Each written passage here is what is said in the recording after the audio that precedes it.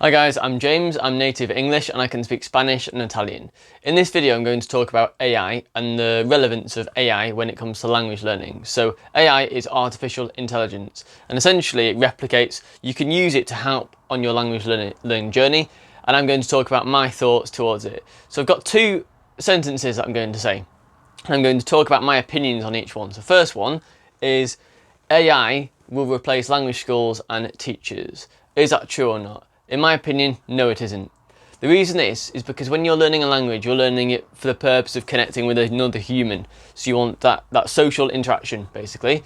When you use it and it works for you and you're talking to another human, you feel really proud about yourself. You feel really good because it's sort of, in one way, it's showing off that you have the ability to speak to someone else.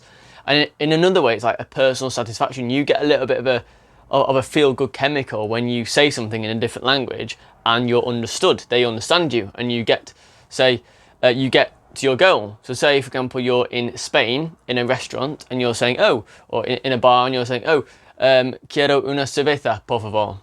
So I would like a beer, please, in Spanish. Then the waiter or waitress brings you a beer. Super. You've had a sense of satisfaction from being able to say that and then be understood. And then you get the beer and you feel good about it. Whereas if you do it on a machine or self-service checkout, you don't get the same reward chemical in your brain because you just press a button and that's it. You've not really demonstrated your skills or connected with anybody. I think that connection is required, or a big element to progressing and not giving up when it comes to language learning.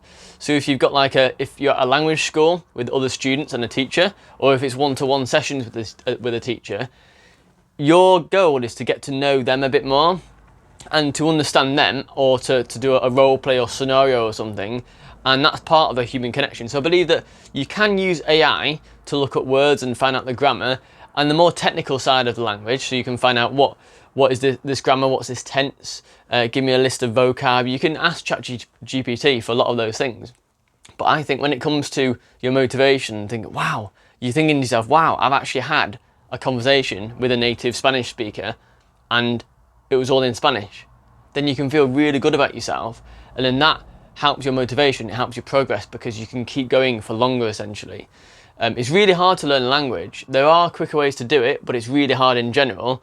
However, when you're motivated and it's a regular occurrence that you're speaking and using the language, that helps massively. So what I'm saying is that while it is possible to get help from AI without language lessons or language teachers, I think you increase the chances of success by maintaining your motivation, keeping it high from the social interactions and benefits you can see from speaking and interacting with native teachers or other classmates. And that's the benefit of it, basically. Right, the next sentence is there is no point in learning another language because AI will render it useless shortly. So you won't need to learn a different language because you've got AI and technology. I believe that is false because personally, for me, the reason I learn, as I've mentioned before, is for the social connection, to make friends, build relationships, and obviously to get your goal done. So if you're looking to get somewhere in a foreign country and you're lost, you find out, okay, you know where to go, that sort of thing, or you're asking for help. That's obviously beneficial. But I think that there's two parts to this. One is that there's always going to be an emotional element to it. We feel a word. Sometimes you're like, oh, I can't remember what that word is, or it's essentially a feeling rather than just factual stuff. That's what language is. Sometimes we don't say the right thing, but because we know our body language, we know what to expect the other person to say, we can quite often fill in some of the words that they forget. You notice you do this in your native language when talking your native language with a friend or something. So that's one thing about it. So I don't think that there will never be a no need for languages. We'll always want to have that the feeling of it, basically. Another point for this is using a translator, for example on your phone, using Word Reference or Google Translate or AI on your phone. It doesn't tell the other person how much effort you've put into that language. And there's always a kind of respect element between two people. Like if I've had many instances in my past where I've been to Spain and I've been lazy. I've asked for something in English to someone, whether it be a waitress or waiter or a member of staff at customer service in Spain. They always treat you differently if you attempt to speak their language. I'm not saying if you can, even if you attempt to speak the language, they will treat you better. And I've discovered this because there was an occasion where I had the same person. I was really tired. I asked for something in English, and they're like, "Oh no, go over there, go over there." They just basically palmed me off, and they didn't want to talk to me. And I was like, "Okay, that's fine, that's fine." But then I tried to do what they asked me to. I couldn't find a solution. So I thought, hang on a sec.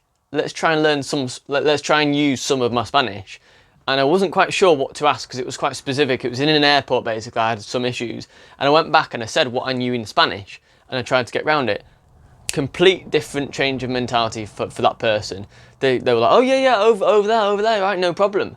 So the fact that I was trying to speak Spanish, and at that point it was early hours of the morning and I had an issue, and my mind wasn't working properly. It was broken Spanish. It wasn't very good grammatically, but she understood what I was saying, and the body language and the positive gestures of what I was trying to do showed her this guy is putting effort into it. So that has a lot of authenticity. So if I'd use a translator, even if it was correct Spanish, she might have sent me the same way. She might have still disregarded what I was saying.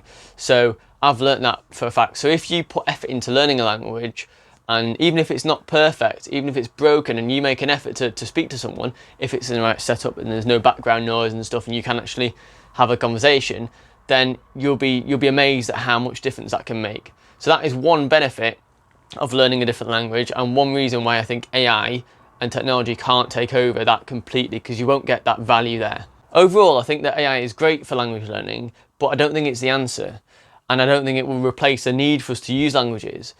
I hear about these headsets or these earpieces or technology that comes out, or on your phone you've got translators, that is like, people say, "Oh well, you don't need to learn a language now, you can just do it." And these are my points against that. You could in theory get away without learning a language, but the benefits of learning it, if you really want to learn a language and you're motivated to, for the sort of feel good factor, and as a personal goal and accomplishment, and to get respect from people in a different country, if you want that, then yeah, why not learn languages? If you want to improve your relationships with people, then no technology is going to do that. If you're going to say something into a translator and then show that to the person, I've tried that as well. It's not the same as trying to speak to someone directly. Direct communication trumps anything. That's my opinion. Leave your comments below. I'd be glad to hear them. Cheers.